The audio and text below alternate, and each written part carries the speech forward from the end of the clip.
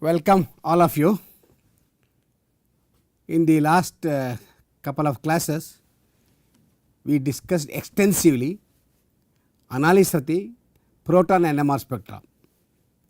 We took various examples starting from simple molecule, a CH2D2.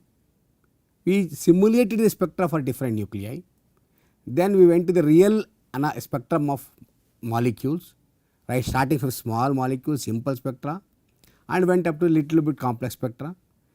We knew how to analyze the spectra based on chemical shift, multiplicity pattern, and also intensity of the peaks. We understood all those things. Also, we looked at the spectra of molecules containing phenyl groups, and I explained to you about the multiplicity pattern that one expects in phenyl groups depending upon the substitution, whether it is a monosubstituted, disubstituted, symmetrically, asymmetrically disubstituted, ortho, meta, para substitution. Various examples we took, and I showed you how multiplicity pattern can be explained based on the substitution at the place where substituents are present in the phenyl ring. Subsequently, we also analyzed varieties of spectra where we could determine heteronuclear coupling between proton and the abundant species like fluorine and phosphorus. Not only single heteronuclear, sometimes two heteronuclear both present. We extended further and we wanted to get the spectrum of molecules where some of the nuclei like carbon 13 and nitrogen 15 are present in the natural abundance. Such molecules will give rise to satellite spectra when protons are coupled to dilute spins like carbon 13, nitrogen 15, silicon, selenium, etc. And we could take a large number of such examples, and we also analyzed such spectra, and we knew how we can get the heteronuclear couplings from the satellite spectrum. Further, in some symmetric molecules where the protons are chemically equivalent, couplings are not reflected in the spectrum, in which case we wanted to get the coupling from the satellite spectrum. I also took an example, not one, several examples of how the proton-proton couplings are reflected in the satellite spectrum. So, analysis of the satellite spectrum also gives you not only heteronuclear coupling, but also proton-proton couplings. And we also extended further, and we wanted to see what will happen when we have a magnetically equivalent spins, whether we are going to get the couplings. We do not get the couplings, especially when the spins are magnetically equivalent. How do we get that? By what is called the isotopic substitution. I showed you how we can do isotopic substitution. For example, replacing proton by deuterium, we get the heteronuclear coupling proton and deuterium. If I know JHD, then I can calculate JHH by knowing the ratio of the gamma of proton or gamma of deuterium. This I explained to you, and it is very easy in magnetically equivalent spins. When the couplings are not reflected in the spectrum, this is the way we can get the coupling by isotopic substitutions. So, I explained all those things. Now, extensively we analyzed proton NMR spectra, lot of molecules, and also further I showed you what happens when there is a complexity. We can do the decoupling. Selectively we can decouple particular nuclei and simplify the spectrum to get the coupling information. With all those things, I think we have got sufficient information, and I exposed quite a bit about the analysis of the spectra of protons, so that you are now going to be very comfortable in getting the information. Now we will go further today and start working on carbon 13 NMR spectral analysis. We will look for carbon 13 NMR. Of course, carbon 13 is another NMR, another nuclei, which is extensively utilized, especially by organic chemists, because in most of the organic molecules carbon is invariably present. When I talk about the carbon, we have several isotopes of carbon. Carbon 12 and carbon 13 are naturally occurring, that is important for us. Carbon 14 is radioactive, we do not have to worry about it. And if I look at the natural abundance, carbon 12 is 98.9% abundant, whereas carbon 13 is 1.1% abundant. Very interestingly, the spin for carbon 12 is 0, that means carbon 12 is NMR inactive, whereas carbon 13 with a spin half is NMR active. And this is very important thing for us, because if carbon were to be 100% abundant, then our proton spectra in the many of the organic molecules would have become extremely complex to get the information. So, nature has in a way helped us, so that by making carbon 13 abundance 1.1%, and though it participates in the coupling, but it does not complicate the proton spectrum. So, okay, these are the general information. As far as the salient points of the carbon 13 NMR is concerned, what are the factors which affect the chemical sheet of protons?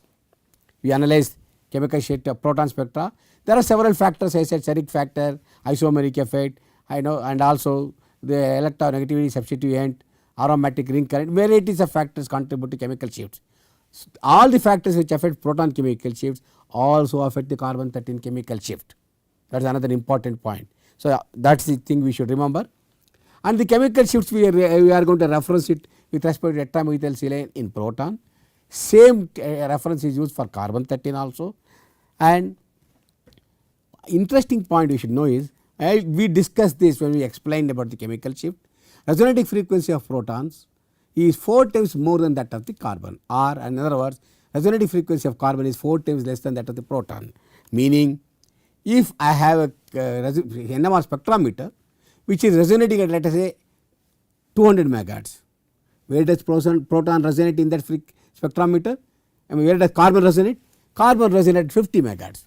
If the proton is resonating at 200, carbon is 1/4 smaller than that, because carbon gamma is 4 times smaller than that. This also we discussed extensively even in the first or second class itself. Okay, now coming to the chemical shift range of carbon 13 NMR spectrum. Like proton we discussed 0 to 10 ppm is the general scale, and I also said it can go beyond DTMS and also beyond 10 to 12 or even 15-20 ppm in extreme cases. But by and large the range of chemical shift of proton is fixed, it is between 0 to 10 or 12 ppm. Then what is the range of chemical shift of carbon 13? That is 0 to 300 ppm with respect to TMS. That is the range of chemical shift of carbon 13. And like we have seen, like different functional groups, where do they resonate in the proton spectrum? Similarly, like where do they resonate in the proton spectrum, there is also the table which is given. In this chart you can see different functional groups, where do they resonate. For example, if you have an aromatic, it may come around let us say 100, 120, 130 ppm. Aliphatic CH3, CH2, CHS will come from 0 to 40 or 50 ppm. Like that we know. Exactly whatever you see in the case of proton, same thing can be more or less translated to carbon 13, with of course slight modifications could be there, but not extremely different. It is more or less you can translate the chemical shift information what you do for proton also to carbon 13. And of course salient points for carbon 13, if you look at it, one thing is always carbon 13 spectra are obtained with what is called broadband decoupling of protons. When we look at the carbon 13, usually all the protons that are coupled to carbon are completely broken. No coupling information will be there. We will remove the coupling of all protons to all the carbons. This is called broadband decoupling. This is a very important point, otherwise spectrum would have been very complex. The result of that is each peak is corresponding to a individual carbon, chemically inequivalent carbon present in the molecule. So, if I have 10 peaks in the NMR spectrum, carbon 13, there will be 10 carbons in the molecule, that is all, very easy. Each peak identifies a particular carbon in the molecule because of broadband decoupling. And a few continuing further, the number of peaks always indicates number of chemically inequivalent carbons in the molecule.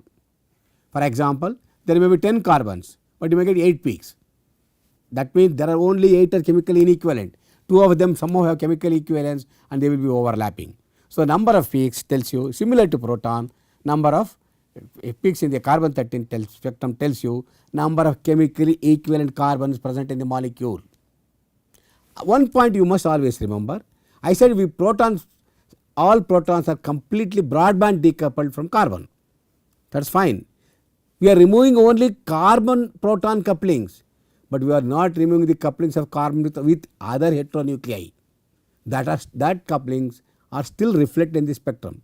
Of course, nowadays with the present day spectrometers, you can do the decoupling of 2 nuclei, 3 nuclei at a time. That is a different question. But by and large generally, when you record the carbon 13 spectrum, all protons are decoupled, whereas coupling of other nuclei with carbon are still present. That gets reflected in the spectrum. With this, let us now talk about the sensitivity of carbon 13 relative to that of proton. We already discussed about the sensitivity. I told you gamma of the carbon is 4 times smaller. As a consequence, energy separation is 4 times smaller, and I correlated this energy separation with the population using the Boltzmann distribution. I told you earlier that means the population difference between two energy states is much smaller here.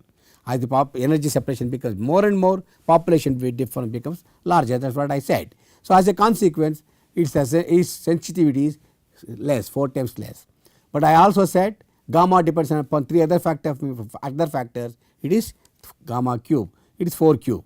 So, as a consequence, what is going to happen is, if you go to the sensitivity of the carbon 13 relative to proton, when proton resonates at 800 megahertz, carbon resonates at 400 megahertz, and energy gap is 4 times smaller, sensitivity will be 4 into 4 cube plus is 1% abundant less compared to that of the proton. So, as a consequence, it turns out to be 5672 times less sensitive compared to that of proton. Remember, if I have a sample, all keeping every parameters all identical including relaxation time, varieties of things, if I take 1 minute to get a proton spectrum, in reality, assuming that everything remains same, I must take 5672 time. That is much more, very time consuming. That is because the sensitivity of the carbon is much smaller. In fact, if I have to get the signal to noise ratio, I have to take the square of this number 5672 into 5672. As a consequence, it is really time consuming. Sensitivity is very low. Carbon 13 NMR is that way more time consuming than proton NMR. Please remember this point. With this, I want to introduce one parameter which already I discussed indirectly or directly in some 1 or 2 classes. We will have to talk about isotopomers of the molecules. Let us consider an example of CH3Cl. CHCl3. In CHCl3 there is only one carbon, and carbon has 2 isotopes already I told you, carbon 12 and carbon 13. Carbon 12 is 99% abundant, carbon 13 is 1% abundant, that is what I told you. That means if I have 100 molecules, only one molecule will be like this with carbon isotope as present as carbon 12. 99 molecules will be present as carbon 12 present as this molecule present with carbon 12 isotope. Whereas only one molecule will be present as carbon 13 isotope. Remember, 99 molecules will be carbon 12, or in the carbon 12 state, only one molecule has carbon in its carbon 13 state. Okay. So, if I consider isotopomers when 2 carbons are present in the molecule, let us consider the example. Instead of single carbon, let us say what happens if I have 2 carbons present in the molecule. You can think of possible combinations. There is a possibility. I am taking a hypothetical molecule, do not worry about other substituents of this molecule. Hypothetical molecule with the 2 carbons chemically inequivalent bonded by a single bond like this. There is a possibility and large possibility that this carbon both can be in carbon 12, but probability is more because each carbon has 99% abundance of carbon 12. This also 99% abundant, and the possibility of this is 97.8% of the time you will have this type of molecules. Unfortunately, such molecules are NMR inactive. It will not give spectrum for you in the NMR spectrum. So, but unfortunately they are present in the large quantity in a given molecule. This type of isotopomer is present almost 98%. Now, think of other possibility. One more possibility is this carbon can be carbon 13 and this can be carbon 12. Okay. Then what is the probability? Only 1.1%, and this is NMR active spin. Think of the other possibility. This is carbon 12 and this is carbon 13. What is the probability of seeing this? What is the abundance of this? only 1.1% carbon is abundant. This is anyway 99% ruled out. So it is 1.1%. This is also NMR active. What is the last possibility you can think of? Both the carbons are present as carbon 13. What is the probability of seeing both the carbons present as carbon 13 in the molecule? Each one has a probability of 1 over 100 because it is 1.1% abundant. Forget about 1.1, make it 1%. So it is 1 over 100. The probability of both of them present jointly, simultaneously as carbon 13 is a joint probability. It is 1 over 100 into 1 over 100. It is 1 in 10,000. That means NMR percentage of abundance of this type of molecule is 0.000121%. But this is NMR active because both are carbon 13. And such type of molecules are extremely difficult to detect because this is already in abundance is so small and this joint probability is 0.000121%. Extremely difficult to see such molecules and get the spectrum from such molecules. So when there are two carbons present, already you have a lot of complications. Complexity is more. Let us go further. What happens if there are three carbons present, all the three in carbon 13 state?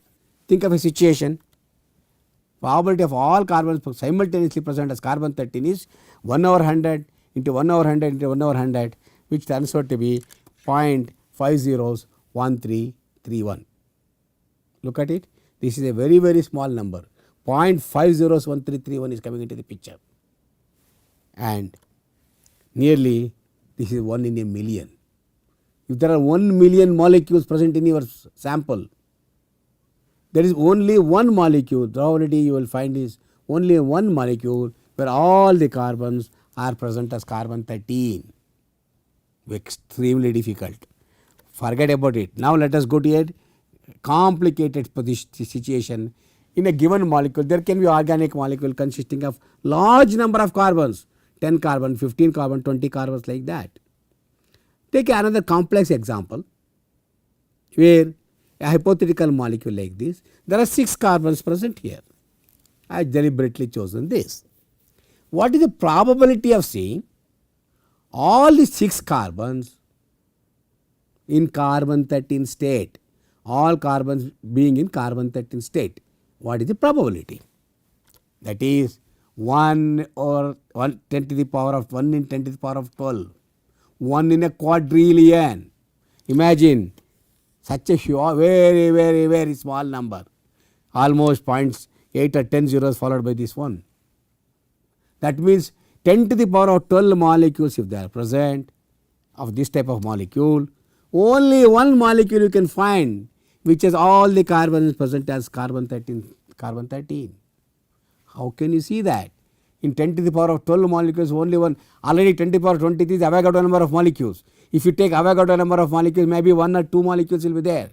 How can you see a signal from such a thing? Extremely difficult. Very, very. NMR is basically insensitive technique. And if you have abundance like this, how can you see that spectrum? It is really a very, very difficult situation. And practically, it is impossible to see the carbon 13 spectrum of such big molecules where all the carbons simultaneously present as carbon 13. It is very difficult, practically impossible to see.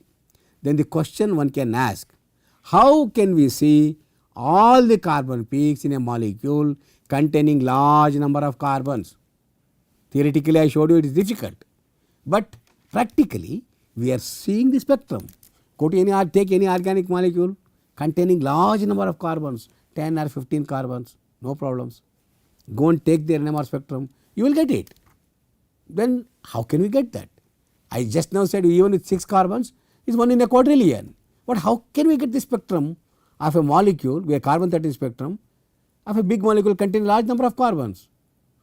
How all the carbons can be simultaneously present as carbon 13, which is impossible. Extremely, not impossible, it is extremely difficult to see, very, very, very low possibility. The question is, we will understand that now. How? This is the important point which you must know. Carbon 13 spectrum, how we get it. Because this concept is another important part of this course. Before going further, let us try to understand how does protons attached to carbon 13 influence the carbon 13 spectrum. Assuming we are not doing any decoupling. If I have a molecule like this, a CH3 group is present, if all the 3 protons are chemically equivalent coupled to carbon 13, then what is the pattern we get for carbon 13? Remember, carbon 13 is a different nuclei, protons are different nuclei.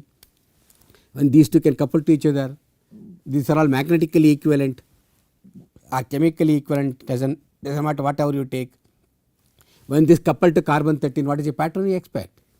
Same 2Ni plus 1 rule, it should give rise to 4 lines, 4. So, 2 into Ni plus 1, you put it 2 into 3 into half plus 1, you are going to get 4 peaks. And according to Pascal triangle, the intensity pattern is 1 3 3 1. That is what we should get. So, CH3 carbon, if you look at it, when the protons are coupled to carbon, you get a quadrat with intensity ratio 1 3 3 1. What about CH2? You can think of a situation like this. 2 CH2 carbons are coupled to 1 carbon, CH2 protons, you are going to get a triplet. As usual, like a CH2 proton coupled to CH3 makes it a triplet. Here 2 protons chemically equivalent coupled to carbon makes it a triplet, 1 to 1 intensity. Next, go further.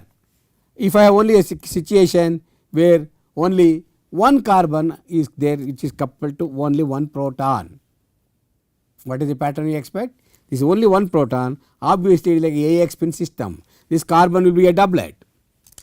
That is what you are going to see. Go to a situation where there are no protons attached. There is no coupling of carbon with proton at all.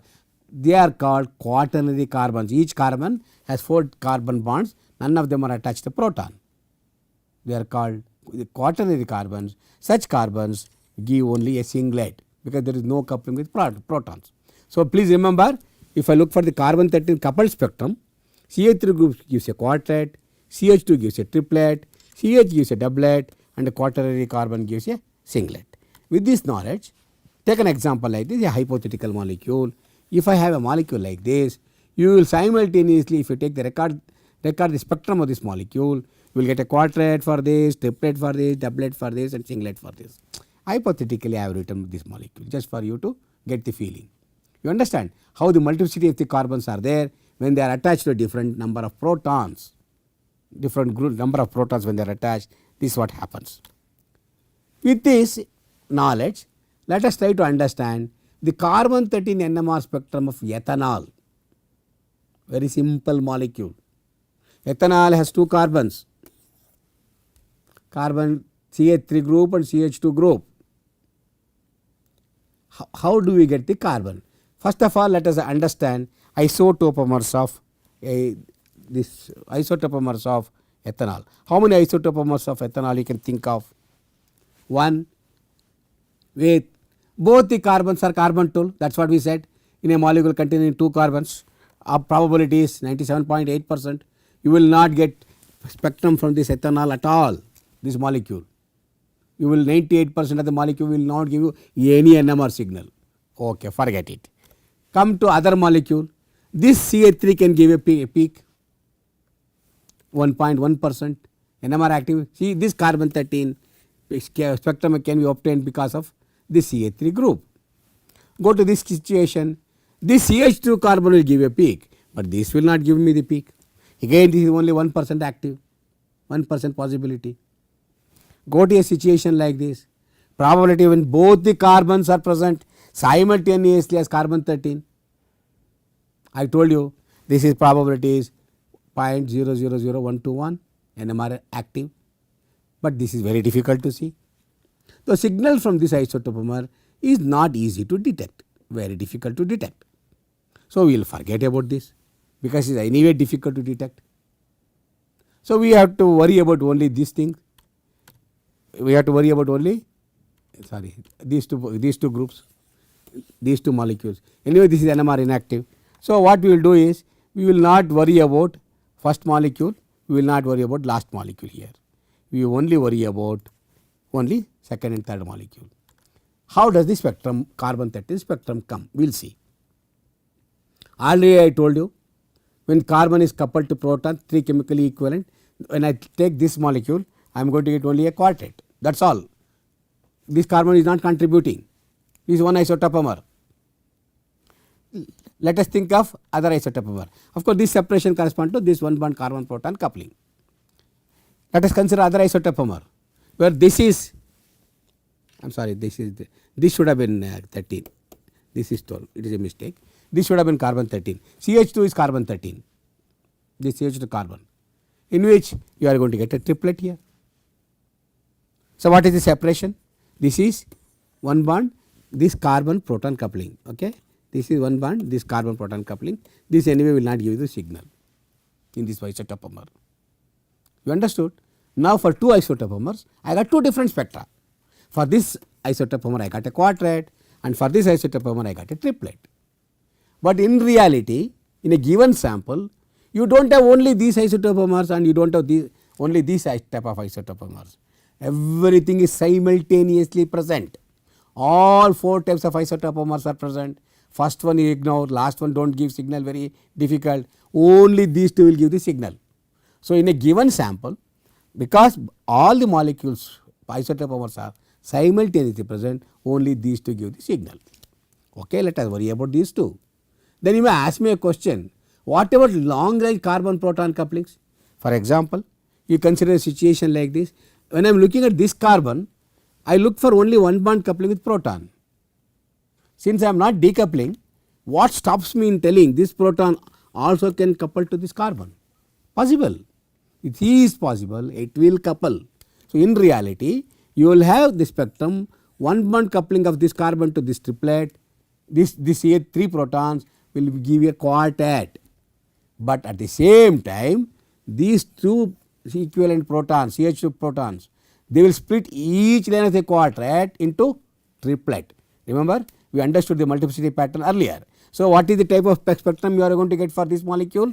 You are going to get CH3 carbon will be a quartet, and each line of the quartet will be split into triplet because of HH coupling, CH3 proton, CH2 proton coupling. So, you will get 1 bond CH coupling and 3 bond this carbon and this proton coupling. Okay, not HH coupling, CH coupling. 1 bond CH coupling and 3 bond CH coupling you are going to get. This is the thing you are going to observe. Go to this molecule. What is the pattern you are going to get for this one? I told you, you will get a triplet, because this carbon is coupled to these 2 protons and becomes a triplet. But this carbon can also couple to this proton. What stops us from preventing this proton coupling to this carbon? Long range proton carbon couplings are present. Then in reality, there is a 1 bond coupling and also 2 bond or 3 bond coupling of these protons to this carbon. That is also possible. So, CH2 carbon will be a triplet because of direct protons coupling, 2 protons, and each line of the triplet is split into quartets because of coupling of CH2 carbon with CH3 protons. So, there is 1 bond carbon proton coupling plus 3 bond carbon proton couplings, both are present. So, what is the pattern you are going to get finally? When of course, this one you do not see, you can ignore it. But remember that coupling exists. What C13 coupling? We do not see the spectrum of the molecule, but that does not mean you do not have the molecule, you do not have the coupling, it is there. Molecules are also there, coupling is also there, but very difficult, we do not detect it, that is all. So, what about the proton-proton couplings? That is also possible. But remember, when you are looking at the carbon coupling, carbon spectrum, carbon proton couplings are seen, 1 bond carbon proton and 3 bond carbon proton couplings. But proton proton coupling, CH3 protons and CH3 protons coupling, you will not see. Why? Protons are passive spins. I told you already, passive couplings are not reflected in the spectrum of active spins. Active spin here is carbon 13. So, at this carbon 13 resonance, when you are looking at it, proton proton couplings are not seen. So, you do not have to worry about it. So, in reality, all spectrum of isotopomers are there. First one don't give, remaining 3 are there, last one is not seen. So, the total coupled carbon 13 spectrum of molecule of ethanol is the superposition of the 2 spectra. 2 spectra coming because of 2 isotopomers. If you look at the carbon 13 spectrum, 1J CH couplings, CH3 will be a quartet and CH2 will be a triplet. But there is also a long range coupling, long range 3 bond CH coupling, which makes this as quartet, triplet of quartets. This will become quartet of triplets. This is the complexity of the spectrum you get. In reality, if you take the fully coupled proton carbon spectrum, this is what you are going to get. But what we are going to do, generally, beginning itself I told you, all the carbon spectra are recorded with broadband proton decoupling. That means all this HH coupling, CH 1 bond, 3 bond HH, CH coupling, not CH couplings, will be completely removed. So, in reality, this is a coupled spectrum, but what we get every day when you record the spectrum is like this, 2 peaks, one for this, one for this.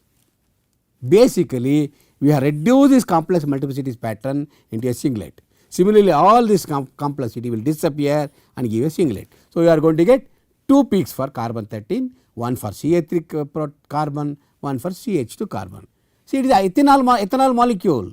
But what do you understand from this? What you understand from this is, for a molecule with n chemically non-equivalent protons and n chemically equivalent carbons, n chemical non-equivalent carbons, the proton detected spectrum is from a single molecule, where all are 100% abundant.